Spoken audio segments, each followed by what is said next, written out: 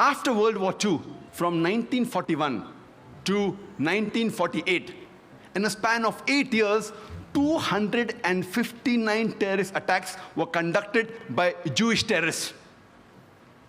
By many organizations, Ignun, Stern Gang, Haganah, and we know of the famous bombing of King David Hotel, which took place on the 22nd of July, 1946. They were conducted by Ignun, under the leadership of Menachem Begin, in which 91 innocent people were killed, out of which 28 were British, 41 were Arabs, 17 Jews, and 5 others. The Ignun group, they dressed up as Arabs to show as though Muslims did the bombing. And the person responsible was Menachem Begin. And it was the biggest terrorist attack against the history of British Mandate, in which 91 people were killed. And at that time, Menachem Begin, he was called as terrorist number 1 by the British government. Later on, after a few years, he becomes the Prime Minister of Israel. And later on, after a few years, he gets the Nobel Prize for Peace. Imagine, a person who has killed hundreds and thousands of innocent human beings becomes the Prime Minister of Israel and later on gets the Nobel Prize for Peace.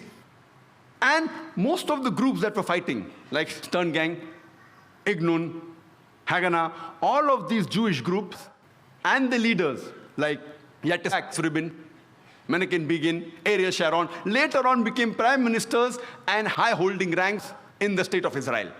And all of them, they were fighting for a Jewish state. If you see the world map, before 1945, Israel did not exist. Israel didn't exist.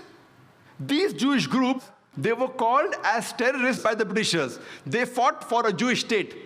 Later on, with power, they grabbed the land and they kicked the Palestinians out. And now these same people are calling the same Palestinians who are fighting for a more just cause, for getting the land back. And they are labeled today as terrorists by the Israelis.